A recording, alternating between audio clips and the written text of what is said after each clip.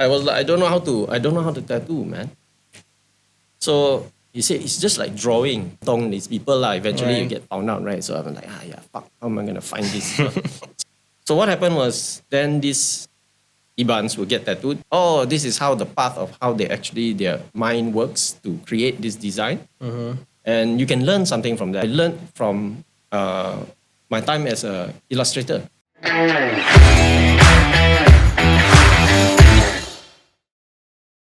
I wanted to ask you is that how did you start getting into tattoos? Actually, it was by accident. So I have to go back maybe about 5 years before. So I was I came to KL and I studied in ITM ACCA. So after about 2 years, I quit lah. Then I found a job as an illustrator, architecture illustrator, and I worked for someone for about a year and a half lah. Then after that, I quit, and then I kind of did it on my own lah. So then, right about 93, 94, like that, the economy crashed. So there was no more work. So I went back to Kuching lah for fun to figure out what to do next. Then during that time, one of my friends, he brought this homemade tattoo machine, and then he said, "Hey, can you give me a tattoo?" I'm like, "What? I don't know." Wait, at this time, you were already a good illustrator, right? So he I've been probably drawing trusted since I you. was like 3 years old. I think I produced my first comic when I was 9. So you were like naturally the best when it comes to drawing. I don't know. I just spent a lot more time drawing than most people lah. Okay, all right. And I was quite obsessed with it. So, Okay. and at that time when I was a kid, I like to write stories. Right. So, I guess it went from stories to illustrated stories, and it eventually became comics. Right. And then this friend came to you with the Then he said, equipment. "Hey, can you please tattoo me?" Like, I don't know how to tattoo, man. This is very easy. So this is a guy who doesn't know how to tattoo, has seen it being done somewhere else. Okay. Decides to tell me that it's super easy to do. Then I thought, okay lah, never mind. Now I got nothing better to do, right? So I did one tattoo on a guy, and I think his name was Aaron. Oh. That was the first tattoo I ever did. And What was it it? turned out okay lah. What was it? It was a tribal sun. Oh, okay. Incidentally, just 2 days ago, I did the exact same thing. Oh, really? Yeah. I'm sure the difference would be much better. Oh Right? yeah, of course. In terms of quality. Yeah. And the time taken, it took me like 3-4 hours to get it done. Now it takes me 15 minutes. All right. And then, anyway, so I was like, I don't know how to tattoo, man. So he said it's just like drawing. So okay lah. So he came in, and then I think it was the second or third guy I tattooed, and then so he wanted a giant dragon wrap around his arm. So it took ages to draw because you have to use a ballpoint pen and draw it, and then after that, Trace it. No, you don't trace it. You draw directly on the skin. Oh. It was okay. I guess that was the beginning of like freehand work lah. People have been doing it in Europe, in US. People have been doing it for a while already lah. But most of the time, those tattooing during that era was a stencil. They have prepared stencils, acetates or stencils, and then they just reuse those things. You pick it out of the wall, and then there's a number and a catalog, and then now you just take it out, they stick it on, and they tattoo you. Right. So from there, when did you realize that, okay, I want to do this as a career? I didn't. I thought it was a transitional thing where I figure out maybe do something else, because this is actually quite hard, because it usually takes like hours to do a small tattoo, right? Mainly because I didn't know what I was doing, so it took a very long time, and then but I just kind of just kept doing it. Actually, I didn't like doing it at first lah. Then my friend brought another friend, and then another friend, and then next thing you know, I'm like, oh, the hell, man! There's so much doing this. But I guess it kind of panders to your ADHD thing, Just focus, hyper focus, and then next thing you know, the time is not relevant anymore. When it comes to hyper focus, is that one of the key things that a new artist that needs to focus on, that hyper focus, and how long is it I don't Should know. we- I can work for very very very long hours. I think the longest I've ever tattooed was in one straight. Was about 14 hours. Straight, Yeah, straight. just hunging over and then. Yeah, just straight. Was Wow. tattooing 14 hours. It was not fun. It will never be repeated again. Why would you say that? Because it's tiring, man. I remember that time we were still using those coil machines, this really, really heavy coil machines. It's like going to the gym and working out for 14 hours. Your arms feel like it's gonna fall off. Right. Your body hurts. But then I think we were more driven by the result of the at the end of it. Anyway, after 14 hours we didn't finish it lah. So You my- still didn't finish it up. nah, man, we added another 5 more hours to it later, a few days later. Right. The guy that tattooed did not have a good time. I think nobody had a good time. So from that era to now, the current social media, because you're like doing very well on social media as well, right? So I would like, what do you think is the difference between when it comes to when you were coming up in that era and a new artist right now that's coming up? I guess during that time I didn't really think about any of these things. I was just like, okay. So I met a guy who now he's the regional director for Nexus, which is a big conglomerate that bought up all the tattoo machines company and ink company and all that. So it's like a corporation. It's getting so corporate now. So before that, he was a magazine. He wrote articles for Tattoo magazine. So he said, "Hey, why don't you come over to Europe? Check it out, you know." Okay lah, we try lah. Where'd you go? Germany, is it? Yeah, I went to Germany, man. It's crazy. It's the only. We could have gone to the UK where everybody speaks English, but no. Because I saw it on your website. You won a few awards there, is it? Is it because of Yeah. that visit? No, there was. I traveled there for close to about 15, 16 years. Oh, okay. I did it all the time. I was there probably between 3 to 6 months of the year. I was in Europe, and I did a lot of conventions, man. Big conventions, small conventions, just for fun. Basically, what happened was when you're there, because I was doing something, what the West would probably be considered as like something like super old, older than tattooing in the machine. You're doing by hand, so people get very amazed by all this traditional tattooing. You know, ooh, so exotic. Right. Hence the interest in all those documentaries and all those things. And that's so then how you'll you appear in magazines. They'll write about you. And every convention that I do, there'll be like TV crew from like the local news network and all that. They'll come over, they give you like a little interview and all that lah.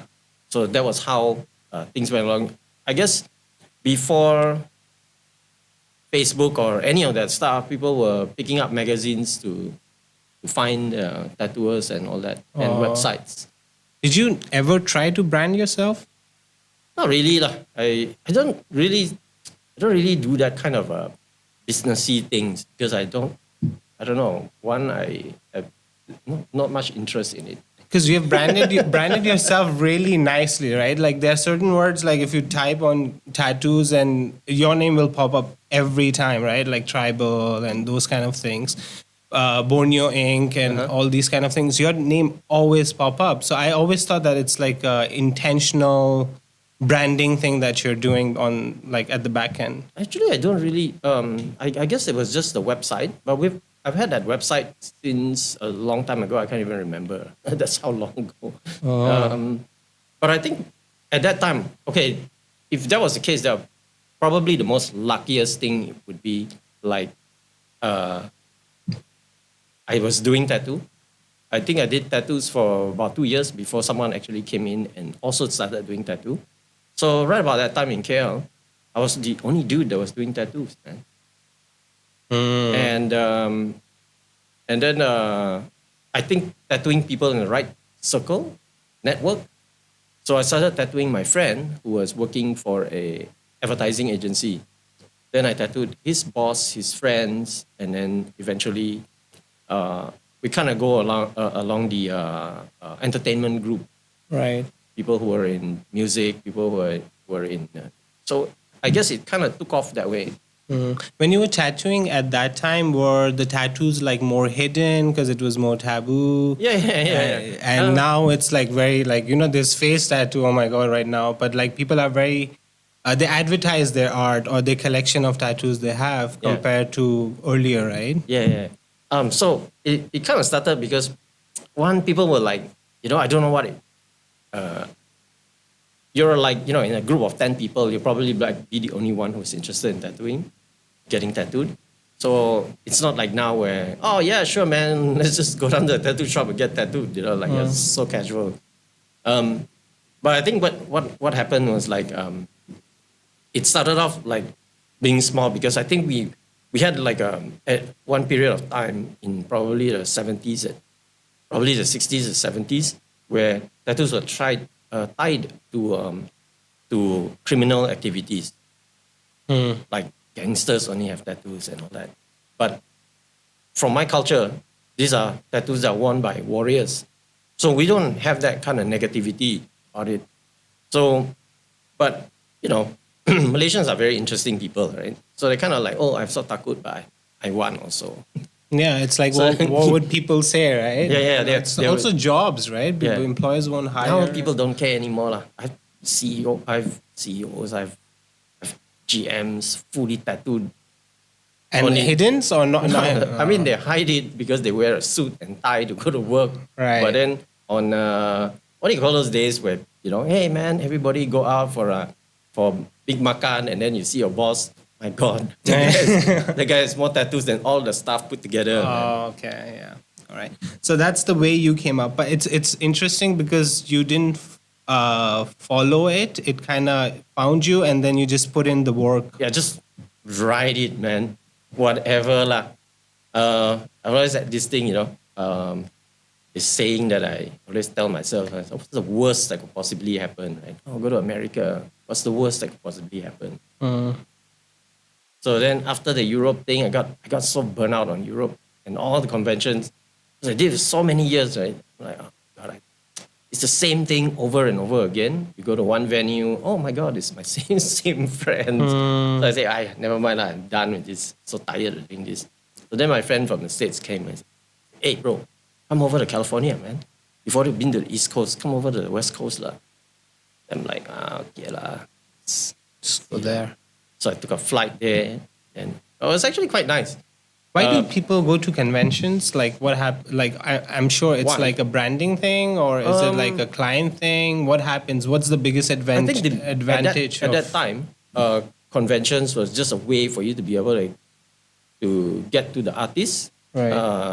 Rather than to fly to Malaysia to get tattooed by the tattoo artist. Oh, okay. So because I traveled a lot, so I'll be at this convention. See, the last time we don't have social media, right? So the magazines will put out, oh, this convention, all the big names of tattooing will be there. This tattoo shop will be there, and then people will write emails to you. People just WhatsApp. They write emails to you and all that, and then tell you, oh, I want to book an appointment. Right. Did you ever hesitate to go into the industry because it was a bit taboo, or it kind of attracted you more because it was like something that's you wanted to change the perspective of people? Because you said in your culture, it's warriors. In KL at that time, people thought it's like gangs and whatnot. So was that the motivation? What was the motivation? Just following the flow. When I did tattoo, it was just for fun, and then so I had all this kind of attachment to it. But then, as you start to, I guess as you start to do more, right? As you start to do more, people start to get more curious about it. So, I guess the most interesting thing was when I was in Europe and people start asking me, so you're from Borneo, you're a Iban. So what is the story of your culture? And I'm like, I don't know, man.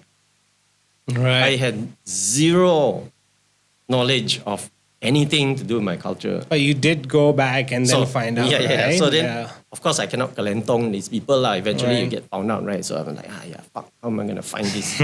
So it was one incident that was a very interesting thing. I went to the longhouse with these two gay couple.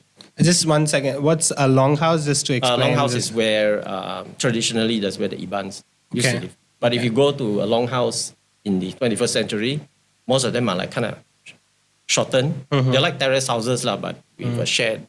They call it a tanju. There's a drying platform outside, and then the ruai, which is the common area lah. Right. It's like your car porch lah. Okay. Okay. All right. So then the olden days longhouse, this is like pre-1920s, where people were at war 24/7.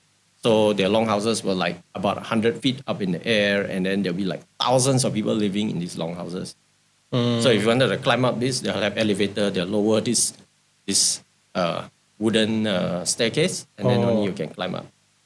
It's to protect against other, because we were at war with everyone. Okay. We're such dicks, man. We like fight and kill everybody. That's how you survive, right? And then, actually, it was the headhunting was because partly cultural belief, and also if you want to get married, no woman will marry a man who have never taken heads before. Crazy, right? Oh, okay. So how did that impact once you found out that history? Was it much? Actually, it was very fascinating. I was like, wow, okay, this is what we used to do.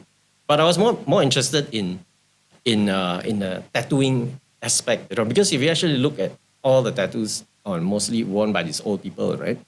They kind of look almost similar. So obviously there is a template for this.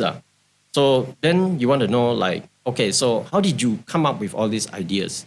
So it turns out that if you go back to maybe a few centuries before, when the Ibans first started coming into Sarawak, so they were actually originally from the Kapuas Basin in Indonesia.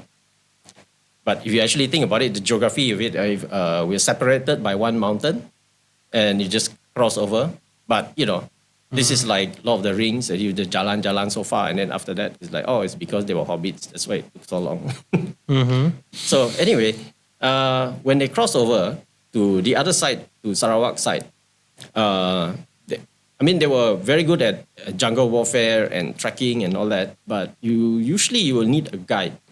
So they met with this group of people who were indigenous to this part of Sarawak. They were called the Penans. So the Penans had long history of tattooing and all that.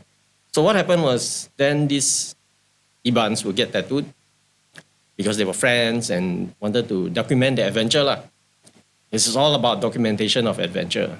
So then, once in a while, probably during Gawai, they'll go back to the longhouse in Indonesia, and all the young people will look at it like, oh my God, look at these guys. They look different. They look so grand, So then probably how the story begins is like, oh, if you want to get tattooed, you have to travel.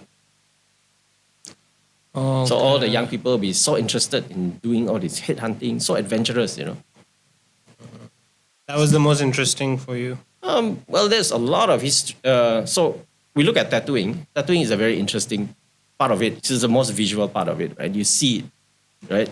But then when you actually look into the reasoning behind why they do it, and then after that you go deeper into that, you see so much ties to everything in their adat. The tattooing is just probably the first page. The most interesting part of a comic book is the front page. This is the front page. Then you turn to the second page, and then it will tell you why they did it. What's the history? What's the story behind it? Do you have any examples? Maybe you can share with us that which of the tattoos, and maybe share with us the history behind it. Okay, so if you actually look at the very beginning of it, when you let's not go into the legend part. The legend part is like super long. Right. We go into the when a young person wants to, you live in a longhouse, and then you want to test lah, see whether this thing suck it. So then they say, okay lah, the old people will come, I give you a tattoo. So they tattoo a little fish hook on your calf just to test lah. So this fish hook they will put some magic charm into it, and then after that they tell you it's for getting girls, for attract girls and all that. Everybody will line up get this tattoo. This is the only tattoo you do in your longhouse. Oh. So then after that, as they get older, so around 17, 18, they don't want very young people because the young people are wild and then they always get killed first. So if you're like seasoned war fighter, you will never bring all these young people because they'll end up getting killed. What year is this? Like This what is time? okay. So we have basically two. The olden days, which is like they call it pantang kliak lah. So pantang kliak just means olden day tattoo lah. So that is pre 1950s.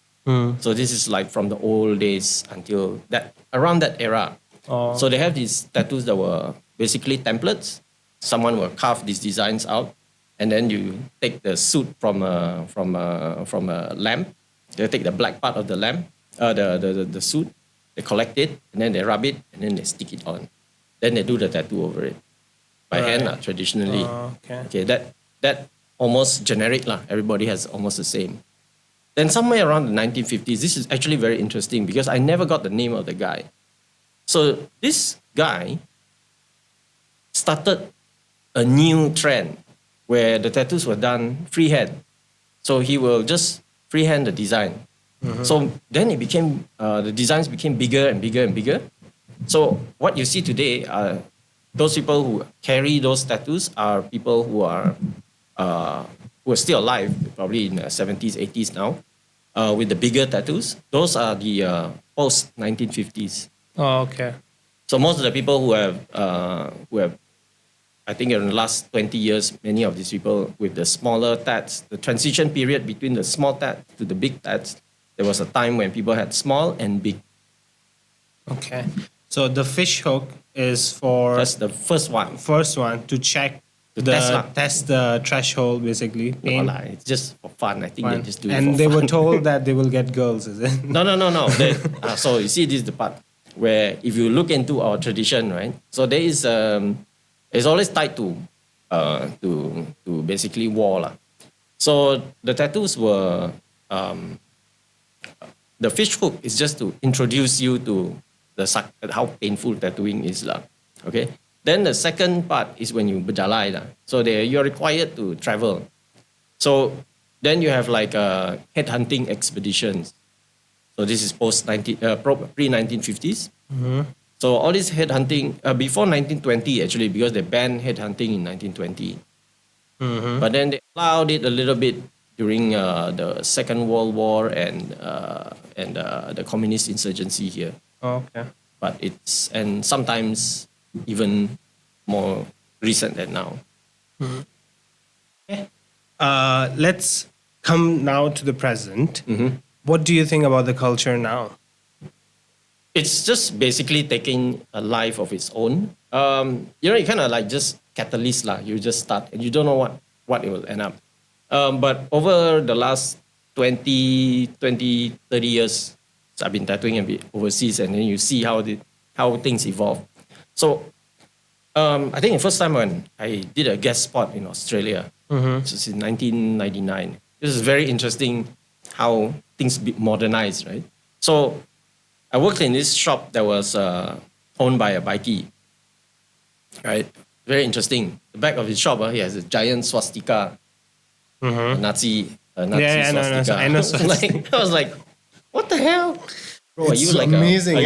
My you- neighbors had that swastika because I live next to an Indian, and they always had that swastika on their door. Oh, dude, this was like a real Nazi flag. Man. Oh, shit. Okay. It's not a religious thing. Oh, And I okay. was like, my God, man, you're like a Nazi.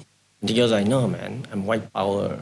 I'm like, wow, okay. Then they had all these very, very strange things. But I think the thing that was the most funniest was membership to the Australian Ku Klux Klan, right? And then underneath there was a motto: not everyone under a sheet is in the mood for love. It's like, what the hell? KKK. I think this guy was just crazy. They lah. still exist, There's still Oh, yeah, interviews out it's- there, and it's they everywhere. still believe in there. It's So anyway, what happened was then I was like, okay, wow, I just ended up in a Nazi stronghold, and the turns out they were actually very nice people. They was pretending, how people like to posture. So anyway, after that, I was talking, hey, how come this whole central business this area in Perth, you are the only tattoo shop? Say, yeah. Oh, just two weeks before you came, some guy opened up a tattoo shop just about 100 meters away. They say, oh wow, that's cool. So how come there's a shop there? Oh, it's not there anymore. I said, what happened? Oh, I walked up to the shop with a shotgun and pointed it at him and told him to shut his shop down. Oh. And I was like, what? People in KL don't do these kind of things. Yeah. I was like, oh my God, man, that's so uncivilized. Oh, dude. Then anyway, This is which year? this was in 1999. Oh, that's like this. it's Okay, not so too long ago. if you actually look at it from that point of view at that time, right? This was a business that was done mostly by criminal organizations to launder money, to provide a service to their members. You understand? Yeah. So, and it's none of it include, these guys were not artists. These people were technicians. So you have to separate the tattooing part is the art part. But then the art of putting the tattoo on someone is the technical part. So you have to learn both trades in order and get good at these both trades to be able to do very, very well in tattooing. Right. So you not only have to be a great and fantastic artist, you have to it's basically a media lah. Some people are good at watercolor, some people are good at digital art. So tattooing is something similar to that. Right. So then the younger people, so this kind of revolution happened around the world, right? So there was in New York City. So New York City tattoos were banned till 2001. It's crazy. America, man. So what people did was they did it underground. So the guys the guys who were in New York, some of the well-known tattooers, they migrated to California because that place was the mecca for art and design. Everybody is so hippie and hipster and all that, right? So they moved there, and then that scene in California blew up and influenced the rest of America. How did it blow up? Oh, it became so popular. It's crazy. I saw so many of Iban tattoo, right, being done by Americans. It was crazy. So these two gay couple that went with me to a longhouse, they had all these really nice tattoos that were like, wow, what's this? It's like, it's an Iban tattoo. How do you get this design? They say, oh, there's so many books written about your culture. I was like, wow, okay, I didn't know that. So that's how is that also the reason that you wanted to, did you focus on that Iban culture, or you just were asked to do those kind of tattoos and then you just went your own way? At first it was like those spaghetti tribals lah. There was one time there was this movie From Dusk Till Dawn. Okay, I don't know. It's okay. It's a really big, great movie, but it's actually very good. It was about vampires and stuff. So this guy, George Clooney. Okay, I know George him. Clooney had this tat that ran up his neck. And everyone in Europe wanted to have a tribal that went up. Must come up here. Okay. So annoying. And so those were like the tribal. So how this tribal became so popular in Europe, it was started by a Filipino-American guy who stole designs from Sarawak.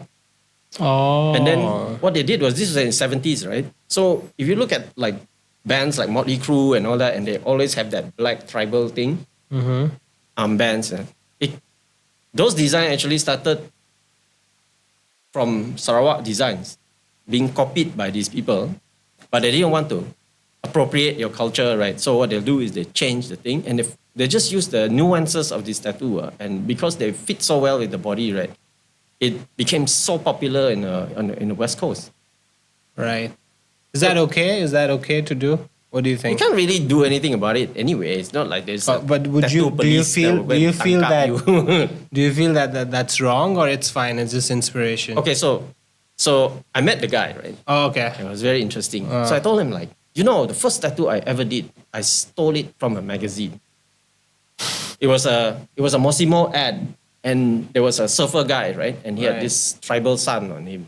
Right. this tribal sun was done by my friend. So I said, I stole your design. And he said, it's okay to steal lah. I stole from you guys first, ma.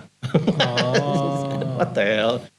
Is that also a sign of a weak artist that they steal a lot and there's just no I inspiration? think if you use reference to basically what do you call that? Reverse technology, what people do. Reverse engineering. Right? Reverse engineer what people do. And then you kind of figure out, oh, this is how the path of how they actually, their mind works to create this design. And you can learn something from that. You don't, eventually after much practice, it becomes, you make your own. That's how the human mind works, man. I mean, everything is about copying. You go and learn how to draw, you're copying. I suck. I can't draw an apple. No, it's because you didn't put enough practice into it. Anyone can draw. That's the thing. Anyone can draw. But the creativity is the part that you cannot, it's either you have it or you don't. Oh, okay. So drawing is practice, creativity is just natural. Yeah, you can teach. Yeah. I learned how to do architecture illustration, right? It took me 3 weeks to figure out everything. Yeah, I had another talent. guy. He'd been doing it for 2 years, and it took him 2 years and still couldn't figure it out. Then he asked me, how do you, I don't know, my mind, I can see everything in 3D in my head. I don't need AutoCAD. Yeah, that's talent. You can't teach that, right? No, it's called a vivid imagination. Yeah, but that's talent, right? I can't do that. Okay, so I was able to do all that since I was a kid. So the problem with it, it's very frustrating in the beginning, is that you know you can do this, right? But then your hand disagrees with you. It takes so much time to train your hand to do what's in your head. You get it? Yeah. So some people, you know, I have this very amazing. I'm very amazed by this specific type of painters. Okay, their job is to recreate, not make forgeries. They work for museums, is that to recreate brush strokes of people who have long been dead. And these people's job is only to create. They can, at any given time, paint a Mona Lisa to look exactly like the Mona Lisa. And if you actually look under the microscope, it has all the strokes of Da Vinci.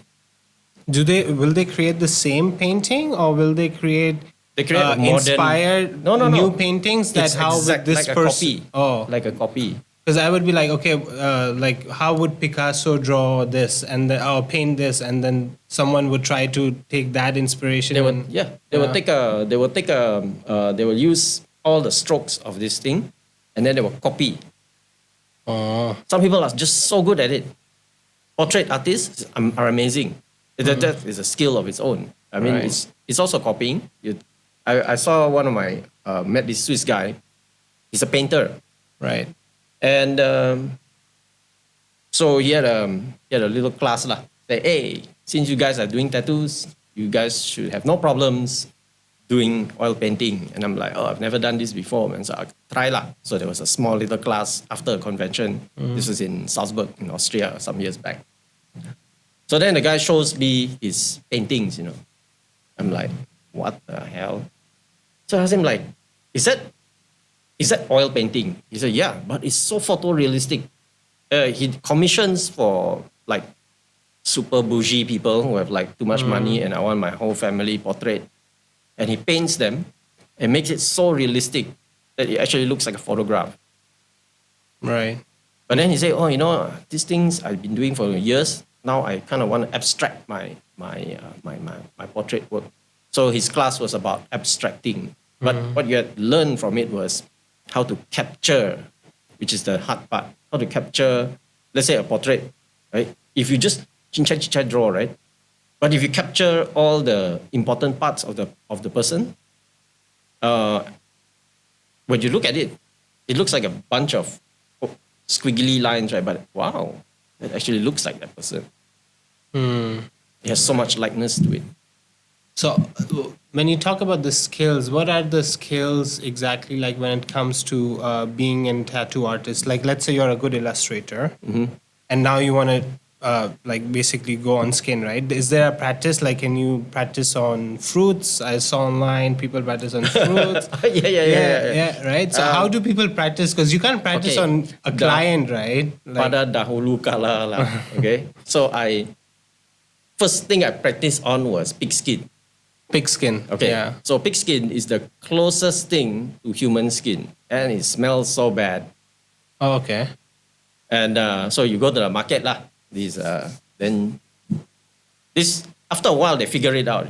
So usually they'll throw away the pig skin. But then I say, why this suspicious guy keep coming back and asking for this? pig skin, right? Then they start, okay lah, RM1 lah. Okay. Cilaka. Okay, so they that's figured your it- practice procedure, right? I did it one Hours- time. It was okay. horrible. So okay. So you have to understand, this is a very, very beginning part of that of how kind of tattoo took a turn lah, back in the like 1990s lah. So there were tattoo shops, but they were just doing template lah. They stick it on or they draw it and then they tattoo it on. There was no artistic skill whatsoever. It was just reproduction of other people's work. So people like me, I don't want to copy stuff. I want to draw stuff. I want. Or tell me, oh, you want a dagger? Okay lah, come lah. I draw a dagger, then I come up with my own idea. So this kind of rebellion thing was since I was very young. So I remember when I was in primary school, so the teacher would say, hey, stop drawing all these spaceships and Gundam robots and all that lah. Draw what I tell you to draw lah. So okay lah. So I'll draw the scenery. They'll ask you to draw scenery. It's so annoying, man. Just draw scenery, and I'm like, So then suddenly there'll be a UFO in the background, or I think there was one that kena marah by the teacher, X-wing fighter by the river, somebody fishing. Then they said, what is that? That's X-wing lah. So why is that even in your painting? Oh, you said I can draw anything I want, so I draw X-wing lah. It's just part of the thing, ma. Remember, Empire Strikes Back. Right. So after that, teacher said, whatever lah, you. That was very interesting. I had this art teacher I really hated, right? So one day, I was drawing this robot. It was a Gundam lah. And I spent more time drawing that than what he told you to draw. So then one day he said, you know what? I'm so sick and tired of telling you to draw all the stuff. You do whatever you want lah. Did you get poor grades and all? No, man, I was awesome at art. When it came to exam, I had to draw everything that they you'll tell follow you. an I'll exam. follow lah. Just Exam to only lah. pass. Not go back kena marah by parents. But. Okay. So another thing, apart from pigskin, what else is there that a new artist can do to join? There's this fake skin. So it's like a latex thing you can practice lah. Oh, okay. So Usually they're given in tattoo schools and or you can just buy your own. you can buy it. Go to Shopee. You can buy tattoo machines on Shopee. You can buy anything on Shopee, man. Right. So you would recommend anyone who's coming up just to buy the skin and just start practicing? I wouldn't recommend that now. Honestly, I believe that if you want to learn something, okay, so I learned everything by myself. I didn't have anybody to teach me. I figured it out by myself. Okay, so I was determined to figure this mysterious thing. You can either do that or you can, and again, I was very, very lucky. So at that time, people didn't have a concept of standards or the concept of what tattoo art is good or what is not. Now you have everything on Instagram. I want this to look like on Instagram. I don't want to look like crap. So people became smarter over the last 20, 30 years. But before that, people didn't care. So I want a tribal armband. Okay, I'll just draw a tribal armband. It looks like a tribal armband. It's healed up okay. And people were okay with that. But then, you paid 20 ringgit, 10 ringgit for a tattoo. Can't be asking for much, man. Right. So you can, but then I had a lot of people who were willing to be tattooed. I was in Sarawak for like 6 months before I came back to KL, right? And during that time, I tattooed so many people. Right. It's crazy, man. Is it You're 'cause lining you were up the to get only? tattooed. Was it because you were the only game in town, or No lah. That time there was a tattoo shop, but I can draw really well. So okay, so it's the skill. Then, so. yeah, my skills were like my tattooing skills were kind of like, but then my drawing skill was like holy shit. So everyone wanted you to draw for them lah. So it kind of started a trend. So when I started tattooing in KL, and people were like, oh, I want a little devil. Okay. But I don't have sample. It's okay, I draw for you. Then you Google lah. Oh, that time there was no Google even. Yeah. Ancient Yahoo, times. maybe Yahoo. So then devil MSN once in a search. while you'll be able to.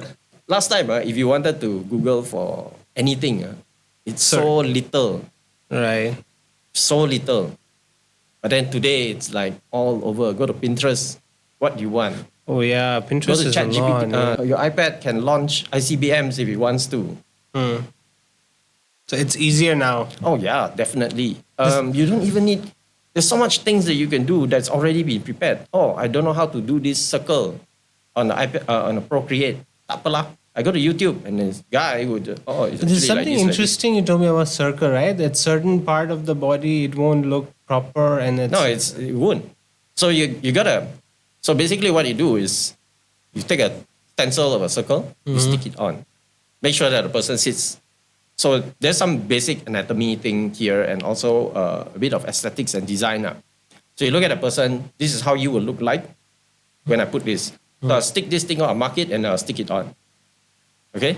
So a lot of the stuff that I do for my tattooing, I learned from my time as a illustrator. Oh, okay. There's many things. So I even use a drawing table, like architecture drawing table for when I prepare my artwork and all that. Or sometimes I freehand. So because I've been doing this so long, everything you just jumble, and then you just create your own thing lah.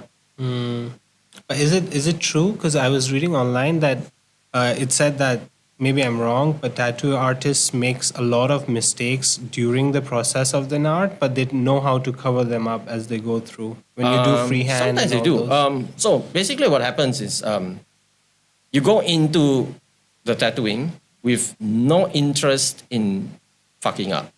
You Yeah. don't want to do that. Yeah. So sure. as long as you have that, you will make mistakes along the way, but those mistakes will be rectified because those things are very, very minor. Sometimes it's like the customer move and the line lari a bit. Apa, no problem. Let me fix that and you won't see. I'll change the design a little bit, but it's not going to detract from the entire thing. Right. So people do cover up during the process. The idea is not to make mistakes lah. Yeah, but if it happens like a pain threshold and someone just moves because of the pain or something. Or sometimes I'll do like let's say a big piece lah, and when I draw it out initially, this is what I envision this thing to be. But then 3 weeks later you come back and I look at it and I'm like, okay, I don't like this part. I'm gonna change this part. So I can rectify it because some of the things I don't put a black line on it. Right. You use a very, very light line. And then that light line is just a guide. But eventually, if you decide to change movement or whatever, you change it and you cannot see it. So it's not just like stick it on, and if it's done in one sitting and it's like a small tattoo, but big tattoos usually you kind of want it to flow well with the body lah. Is there any like mistakes that you have made that you kind of I only knew better or like kind of regret? Oh, the 'Cause, buyer's regret. Sometimes, but not all the time. You kind of like you have to. I don't know. Someone told me once before. He said, everyone is striving for perfection, right? Right. And but nothing you do will ever be perfect. So as long as you strive for perfection, you kind of like drop maybe 80%, 20% of the mark. It's better than not at all. Lor. Right. So yeah, that's how you evolve and learn anyway. Right. Is there like anything like, for instance, when you were young and now obviously you know so much more, right? Is there anything? What advice would you give to your like younger self? maybe that advice would be useful for people who are starting I out. would just go back and slap myself in the mouth, man. For what? Shut the fuck up, lah. Just do this thing. So that I think Why would when I you was say that? when I was a kid, lah, I was like, you know how like parents will tell you, oh, you have my mom, lah. My mom is the biggest salesperson ever. So you actually look at the logic behind it, is that, well, you only finished Form 5 and he didn't even do very well in Form 5. Now suddenly you're giving me life lessons on what to do as a professional. So she said, if you become an accountant, you will earn this amount of money. That time I think you were selling 13,000 ringgit a month. And I was thinking, wow, for 13,000 ringgit a month, imagine how many things I can buy. All the toys I want and all that. I was a kid, okay? This must be a good thing. That's why people become accountant. Right. And to your younger tattoo artist, like, I think I didn't need to change much, lah. really? Yeah, it's just a process of learning. We didn't have YouTube.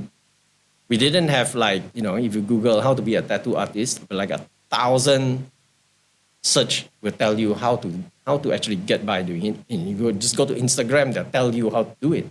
Right. And if you watch people enough, you'll be able to figure it out. Now there are even tattoo schools, right? Yeah. Okay, I'll tell you this very interesting thing. Okay, so there's this magic of making needles. Nobody makes needles anymore. I haven't made a needle in like God knows how many years. What do you mean by making needles? Okay, so it's like making a pen. You know, if you make your pen properly, your drawing become nice. If your brush is like that, right, and ragged, the painting you make will be ragged. Right. So we didn't know that. So today you don't have to do that because you can just buy the pre-made needles, everything packed nicely and all that, and you know the quality is not as suspect as it first started lah in the old days. Right. So that took one thing out of the equation. So now you hold your tattoo machine and you make that line always come out nice. Even though you are beginner or whatever, as long as you figure out how much pressure to put on the when you're holding the machine, it's after practice you'll be able to get a nice clean line. So years ago, you have to make your own needles. So if you don't know how to make needles and you made needles very badly, those lines, no matter how straight you draw the thing, right, it will come out crooked as hell and heal like hell. So there's so much things that are like in the modern world. How'd you learn that? How'd you learn how to make needle? Actually, I learned it from a book. I bought this book that was so lame. It was called the 101 something of tattooing. Oh, okay. From this back of a magazine. I bought my first tattoo Everything machine is from with back the of a magazine. with you, right? Yeah. From that era. Yeah. Inspiration So magazine. lame, man. Find People magazine. Everything Yeah, is just that was it, man. Printed media. Oh. That was back in the day, lah. Okay. So now coming at this point, how do you decide on the future projects? What do you want to do? Is that because now you have an option, right? I think you're booked for next how many months now? Yeah. Yeah, so- I don't know. Whatever I feel lah. Sometimes people write in and they're, oh, this is interesting. Okay lah, I'll do that. I'm not tied to one style or whatever because I feel like all the stuff I do is all the styles are put together. So I do tribal stuff. Like now the rage is Polynesian tattoos because it looks fantastic at the gym. Oh, So after these people get all this nice Polynesian tats and they look like the Rock at the gym, they stop going to the gym. right. Because the tattoo is too nice. Nobody cares about how nice your body is anymore. They're like, wow, look at that tat, man. So that's the trend now. No, well, this Japanese style, everybody wants to look like a Yakuza, but they're not. Even it's crazy. Okay, I'll tell you this very funny story, right? When I was in California. So you've seen those script style, black and gray Right. tattoos, right? People do family and all that. There was a big trend at one time. Right. Okay. So do you know that those are actually gang tats? Oh, no, I didn't. So the Mexican cholos, right, in prison, they used to get all these black and gray work.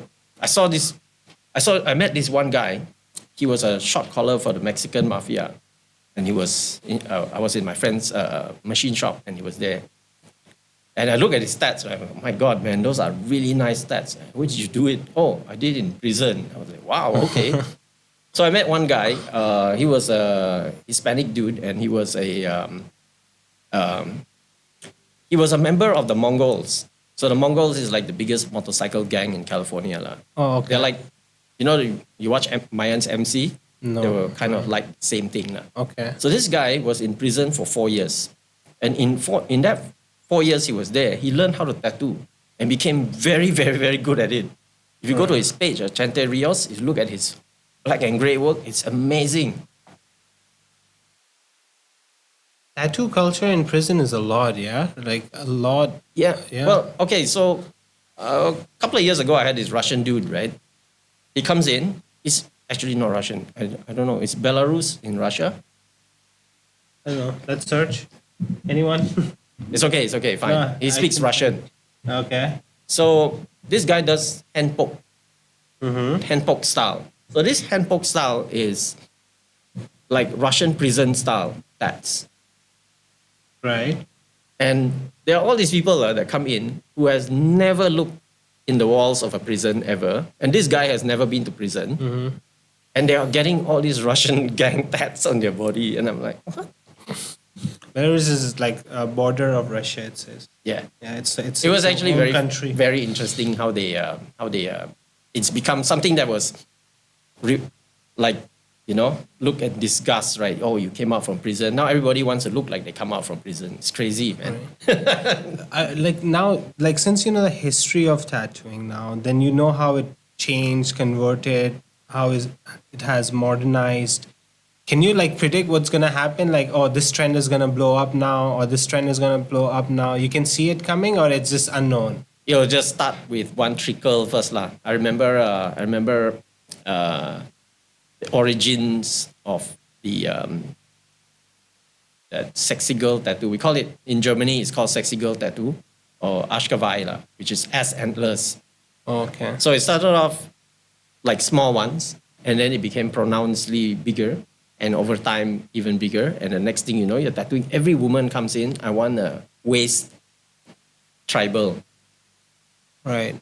And then this kind of swept through America, through Europe, and eventually came to Malaysia, Singapore, and then everybody has it. In Southeast. Now I'm covering up all that stuff. Southeast Asia. Yeah, cover up is a huge. It's huge income for tattoo artists. It became a thing that every woman wanted one, And then after that, now that everyone has it already, and people get older and they go like, oh, this looks like so lame now. I'm like auntie with a tribal. I want to change it. What do they change it to? Usually you can't really do much if depends how big it is, lah. So we'll kind of change it, either Japanese style or add flowers to it, make it look more hipster, so that their kids don't laugh at them, and then the mom and daughter can have same style. Right. Would you ever advise anyone? Don't get this one. Yeah, usually we do, man. I'll tell people, hey, look, man, don't do those finger tats, man. They look like shit after about 3 weeks. But we are finger tats? so nice. Finger tats, Yeah. So here's a crazy thing. You see all this stuff on Pinterest, right? Oh, look at how fine that line is, right? Yeah, this one. Yeah, but that tattoo was done 2 minutes ago, and I took a nice photo of it. Right. And then they edit the shit out of it. And then after that, they post it on Pinterest, and all the girls be like, oh my God, I want that. But in and reality, 3 weeks later, it looks like dog shit. Oh, so no. It's so terrible. Okay. It'll be like some missing words, some missing lines, and why is that? Doesn't it just there's so fingers much? just don't hold ink. Oh, okay. Anything below this part here, right? This part here is doesn't have that one layer of skin that holds pigments. Oh, okay. So the closer you are to the edges on your feet and all that, usually not advisable to do. But if you want, it's okay. Free will, man. Do what you want, Yeah, I would always say no. If someone says a few of my friends came, I'll get a name of someone. Oh, don't do that. Don't do that. Don't. It's like I think that No. I think that thing is like a curse like that. From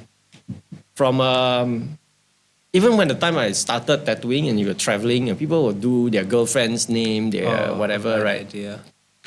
I guess you can do your kid's name because they never divorce you or cheat on you or stuff like that. But Other than that, nah, not advisable. But no one will ever listen. So Yeah, it's kind of like a tool to prove how much to express the love, right? To write the girlfriend's name. no lah, just buy a Ferrari lah. So, No, but the tattoo is cheaper. The So- tattoo is cheaper than so a Ferrari. there is a transactional thing going on here. Okay, we are almost towards the end. I just want to know, what are your future plans? Like, what is your future projects? Are you taking day by day? Is there anything coming up? Okay, so there was one time, I think everybody kena this one during COVID. So I thought, you know what? This is a great time for me to retire, man. Oh, It lasted about 2 months. And then after that, I realized that I think I'm going nuts not doing anything. Right. So then I went back to work. And then after that, I thought, you know what? I'm going to take it slow. And then still the same schedule that I've had for years and years and years is the same.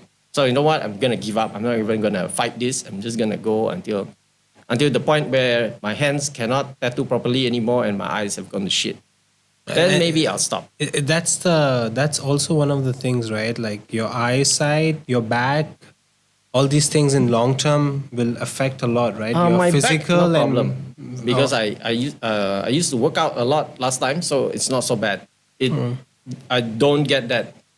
Many of my friends kena this, but I never got that. But I think eyesight, I was very lucky. I had 20/20 vision until I was 46. And then I started to not be able to read.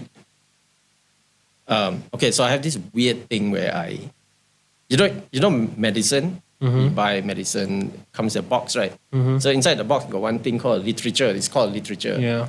And I like reading those things in the toilet. Oh, They'll be like, okay. read. I've never. Don't read ask me those, why, yeah. man. It's just a weird thing. It's a good exercise, maybe. Huh? I started to realize that I can't see shit anymore, man. What Right. the fuck, right? So I thought I go like, oh. And then I started to get headache and I realized that I actually sit very far away from my client, and then I decided, you know what, I think something is wrong with my eyes. Right. So I went to go and check lah, and they say, oh, you have I can't remember the word. So it's like old people eye lah. So they had to wear glasses. Right. So you're just gonna keep going for now, just Oh, yeah, glasses and. Yeah. Yeah, that's good. Until eventually your hands will not be able to hold the machine properly anymore. Right. You will know like when the line starts getting shaky and all that, and it starts to irritate the hell out of you, and just give up. Would you what would you say that, would you mentor anyone after that, or you would be like, nah, that's it. I don't That's know, my man. legacy. That's it. I think remember we were talking about it the other day, Right. right? And I don't really like teaching people because it drives me nuts. Yeah. maybe one day I'll when clone technology, that one, right? I'll clone myself Right. to be the tattoo guy. Then I don't have to work. I'll have like 20 of me. Or do you think that's the future? We'll have the same OCD shit that will What if they come up with some device that you just key Replicate? in? Yeah. Just Oh yeah, key we were in talking and about then that. just- Yeah, so I guess this possible future nanotechnology, something that can be embedded under the skin, that is and what happens is you can program this, because basically tattoos are like pixels, like little dots of ink, right? Okay. And if you can change these little nanoparticles to have different colors and all that, you can actually replicate this under the skin. So you can program it through a computer. So the artist, or the tattoo artist, so you got to have the skills of being able to work with the body to be able to create your art, right? So these guys will probably draw, turn that into a digital drawing. You pay a shitload of money for it, and they will upload it to your account. And then today, I feel like Tribal, put it in your computer, you program your nanobots, and it will create the whole pattern. And then tomorrow, I feel like Japanese tattoo. Right. And a week after, you collect all these things. It's like NFTs, basically. And you can sell it if you want to. Yeah, that's very interesting. I'm not as imaginative as you to imagine that, to be honest. I don't know, man. I think I was just imagining that it would be like someone would just kind of scan the scan the drawings into a computer, and the ink would just come on the skin and automatically just Oh, tattoo like it. like a physical machine that's actually doing the work. Yeah. That's what I See, imagine. that's the thing, I've always thought about that, right? I find it one of the things I don't know whether artificial intelligence can create is the touch of the person doing the tattoo. Unless they can replicate all that. It's all centered in your brain. So I do a line, right? There's so many mechanisms to doing one line. One, your hand. There's a pressure here to push the skin down. There's also this hand that's pulling and pushing and pulling and pushing to make that skin stretch in a way that when I do that line and I let go, the line is straight. It's not just putting a straight line. It's actually so many ways of moving the body. So you have to understand how anatomy works, how muscles move, how your skin stretches and de-stretch and all that. So there's so many things that you have in that you're working at the same time while you're doing all this. All right. Okay. I hope it doesn't happen. I think tattoo will always be there. There's this personal touch. Like I'm a collector. Oh, I have this guy's tattoo on it, this artist tattoo on it. Like those tattoo collectors. Just never think it's gonna go all electronic. Yeah, or maybe in another 100 years, 50 years, it'll be different already. People, I was talking to someone about this legacy thing, right? And I was thinking, you know what? A lot of people talk about all that, right? It's actually very interesting. That knowledge, some of the stuff I know about traditional tattooing came from a guy I didn't even know his name. All I did was I saw one tattoo that was done by him. And my cousin said this was a piece done by this guy. So this guy who started this revolution post 1950s traveled all around Sarawak tattooing people. And his work is amazing. If you actually look at it, you cannot tell this was done by hand or by machine. Oh. It was that good. And I was like, wow. Now I know that you can actually tattoo by hand and create this kind of quality work, right? If you're patient enough to do it. It requires a lot of patience, a lot of time. And it didn't have all the modern things that we have. Does it hurt less modern wise? Like the pain? Yeah, probably because we understood that if you use a new needle, the needle is very, very sharp.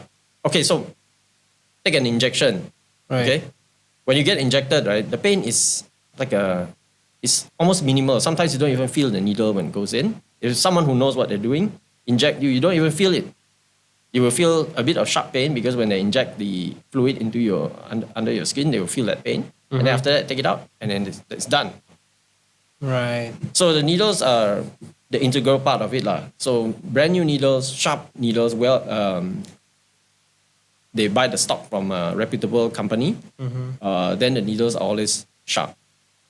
So that one thing makes the difference between how the quality comes up. Usually it's a dumb question, but I'm gonna ask it anyway. If it's too dumb, then we just I cannot run away, right? I'm here. It's like you super glued me here. It's like when I go to a barber, right? And when they shave, right? Yeah. So the amount of pain I feel during the shave or whatever, I can judge if the barber is good or not. Yeah. Right? Yeah. Is this the same for tattoo artists? Like the pain, like if it's less painful, that means the tattoo artist has a good hand, a light hand. Depends lah. Some people are very heavy-handed, but the results come out the same also. I had a guest artist. He was a Apache Nation guy, right? So Right. he's old school, and he runs his machines like at 20 volts. You can hear the machine all over the shop when it's tattooing. It's very, very rough. When the tattoo heal up normal only. But why Can't would you tell. go to him if like it's just not like why would you go Some to people someone? they like The that pain? style. No, man, it's I think the amount of pain you feel is probably the same. It's just the sensation of like how people, sometimes people like to dry wipe. Some people want to be gentle a little bit. It just depends. It depends on the person. Okay. So your future plans of not retiring? Anything else that anything else that we should look for? I don't know. Maybe I wanna write a book about our traditional culture lah. Yeah, I think you should. Just the tattooing part, because all the other parts there are many have been people have written stuff about it, but it's interesting that the tattooing part is very very little. So maybe we'll just fill in the blanks, because I'm very lucky. I'm kind of like the last chain from the 1950s style tattooing, and then the post 1950s style to modern. And then I'm kind of like the neo-traditionalist. Like. I do what I want. Right. Last time, those people had to do what they were given. Now I just do what the hell I want. You shouldn't. Maybe you could do an audiobook, or like, because audiobook would be nice. I think probably teaching people will be like, drive me nuts, man. You should try. Oh man, Try with one or two. Then See if after they that, like you or don't like you, and then get them. It's very hard because it's so difficult, because it's like I thought like one guy, and it's very difficult because you know how your brain is structured, right. and then you can see like 20 steps ahead, right? And these dudes are like, oh, I just started drawing like when I needed to. It's crazy, right? People, if you actually look at tattoo styles, so they have all these tattoo pictures that you see, like, you know, those hipster things where they have like triangles and all that image of whatever, right? Right. If you actually dissect this, it's very interesting. Those guys took all these images from the internet, spliced it together, and added all these things to make a picture. So this is graphic design, you know. But they don't draw their own thing. They just take different images and then, but as time goes by, you can see how their work evolves. Some of them become very famous. So then you can't be copying one thing all the time, right? Right. So you have to draw your own. And eventually they draw their own, and then you see they evolve into another subgenre. It's like music, man. Very cool. Music last time was rock and roll. Now there's metalcore. There's all kinds of different genres of music. And it started from like bands like Slayer, and then it moved on to, you know, people wanted more hardcore. We want this type of guitar style, that kind of guitar style. And then all of a sudden everybody goes back to Pearl Jam style and all that. It just goes around in a circle, like we're perpetual, like that hamster running on that wheel. So how do people find you if they wanna like collect your tattoo? How would they find usually people go to my very, very boring Instagram. you? Instagram is really good. What are you saying? No, I'm very boring when I never post anything. You have either just picture post- of tattoos, and if you go far behind, you have picture of your dogs. That's Yeah. all. Okay, let's wrap it up. Thank you so much. Awesome. I had so much fun. Thank you so much.